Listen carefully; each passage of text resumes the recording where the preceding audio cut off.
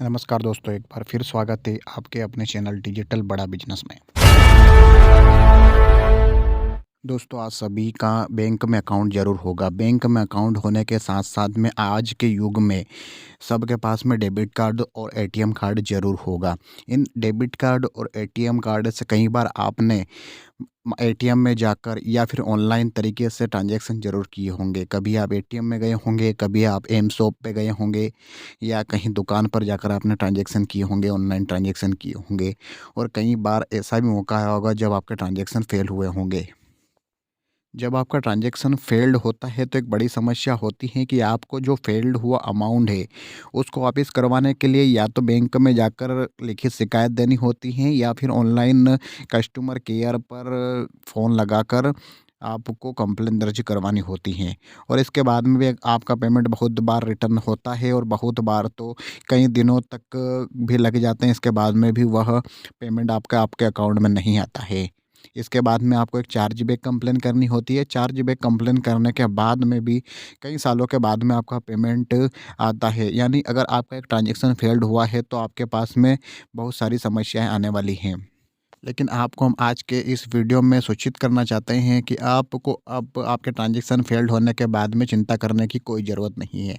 जी हाँ दोस्तों, अब आपको आपका अगर एटीएम का ट्रांज़ैक्शन फ़ेल्ड होता है, आप चाहे किसी बैंक के बड़े एटीएम में जाकर पेमेंट निकालते हैं या छोटी दुकान पर जाकर पेमेंट निकालते हैं, अगर आपका ट्रांज़ैक्शन फ़ेल्ड होता है तो अब आपको चिंता करने की कोई ज़रूरत नहीं है।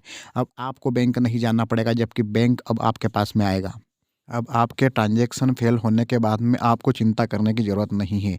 अब आपका जो ट्रांज़ैक्शन फ़ेल हुआ है वह आपके अकाउंट में अगर 7 दिन में नहीं आता है, तो आप बैंक के ऊपर कंप्लेन कर सकते हैं या कंप्लेन आप आरबीआई में कर सकते हैं और वहीं आपके कटे पेमेंट पर आपको मुआवज़ा भी वापस मिलेगा।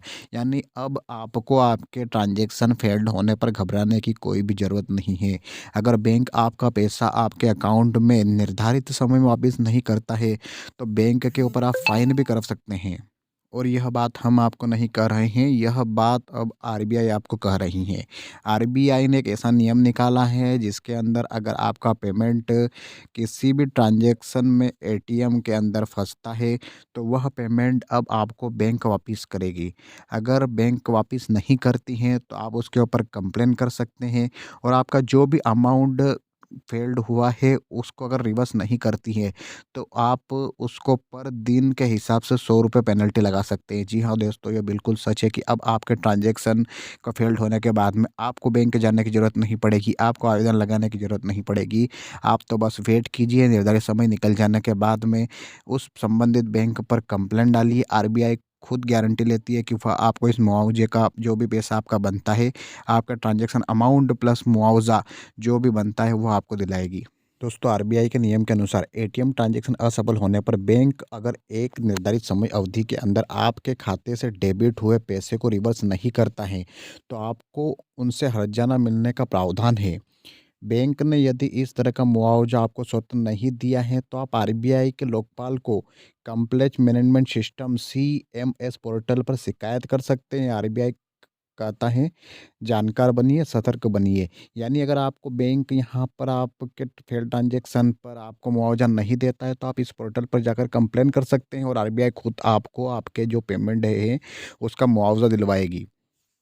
अब आपको आपके फेल्ड ट्रांज़ैक्शन पर डरने की बिल्कुल ज़रूरत नहीं है। अगर आपका ट्रांज़ैक्शन फेल्ड होता है, तो बैंक स्वतः आपके अकाउंट में वो पेमेंट डाल देगी। को हमारा वीडियो अगर पसंद आया हो, तो वीडियो को लाइक ज़रूर करें। चैनल पर नए हैं, तो चैनल को सब्सक्राइब कर लें। मिलते हैं एक और नए अब वीडियो में, जब तक के लिए आप सभी दोस्तों को जय हिंद।